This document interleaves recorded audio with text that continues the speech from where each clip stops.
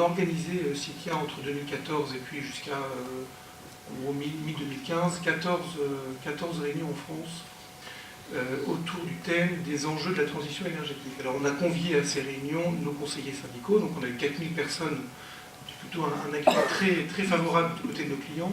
4000 conseillers syndicaux se sont déplacés autour de la table, à deux places. Il y avait à la fois des personnes qui faisaient des audits énergétiques, des personnes qui faisaient des travaux, des personnes qui finançaient les travaux.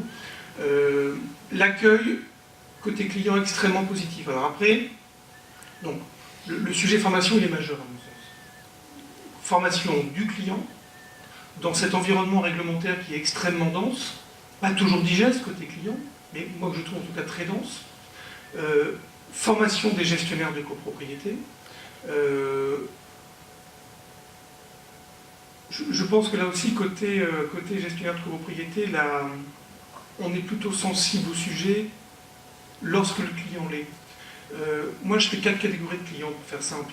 Vous avez, le patrimoine français appartient plutôt à la classe retraitée et d'un certain âge, qui a quelques moyens, mais qui est toujours dans l'angoisse de ce qui va se passer sur la fin, et puis le financement de la maison de retraite éventuellement.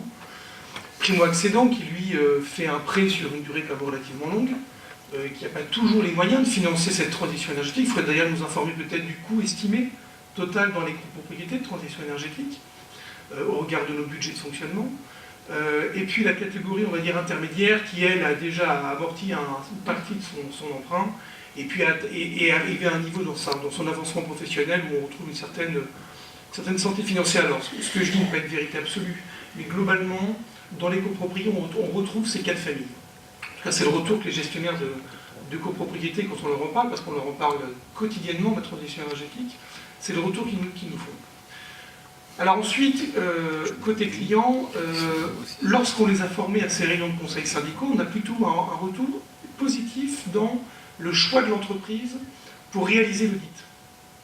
Et du reste, on fait plutôt des audits thermodynamiques dans le copropriété, c'est-à-dire les plus fins et les plus fins dans l'analyse.